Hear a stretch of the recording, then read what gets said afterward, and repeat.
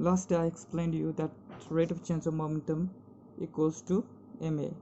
Rate of change of momentum equals to ma, and force equals to also ma. So from today we'll talk about Newton's second law of motion in terms of rate of change of momentum. So we saw that rate of change of momentum delta p by delta t equals to ma, and force equals to also ma.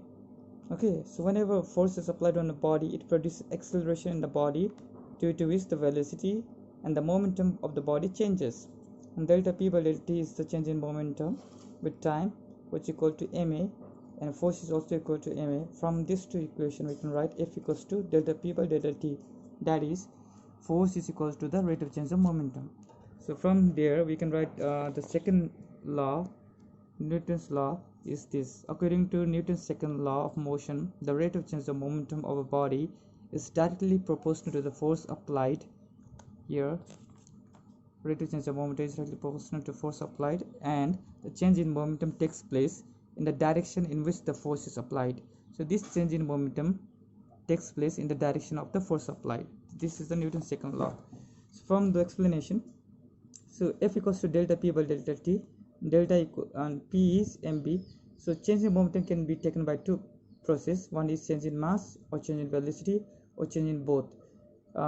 We saw that mass doesn't change, mass remains constant only for those particles which speed is closer to the speed of light. For those particle mass changes, but we don't have to deal with those particles. Therefore we can finally write F equals to m delta v by delta t, which is ma. So this relation holds only if the velocity of the particle is much smaller than the velocity of light and the mass remains constant. Now we can obtain the first law, Newton's first law of motion, from the second law, because F equals to ma if F is 0, a is 0. There's no acceleration if there's no force applied. That means if the particle is moving with the object is moving with uniform velocity, then if we have to accelerate it, then the force has to be applied. Otherwise the body will keep on moving with uniform velocity. Okay, unless force is applied, the body will not accelerate.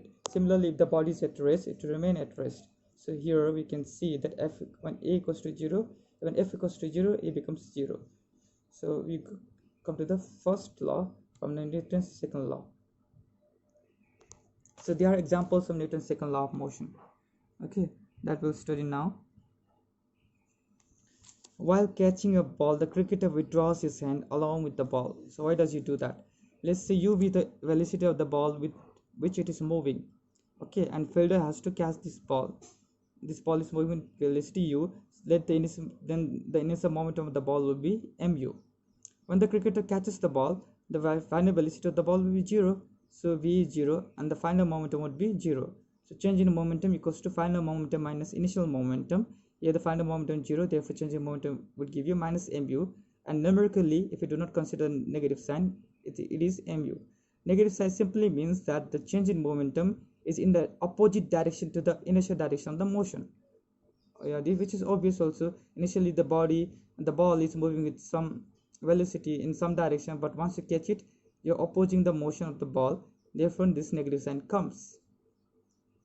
So change in momentum equals to mu.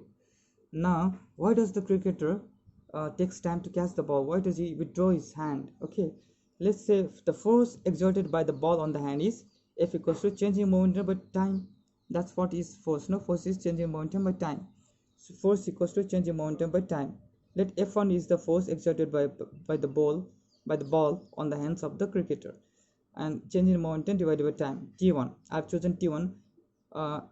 This T1 is the time taken when the cricketer doesn't pull his hand back, just catches the ball.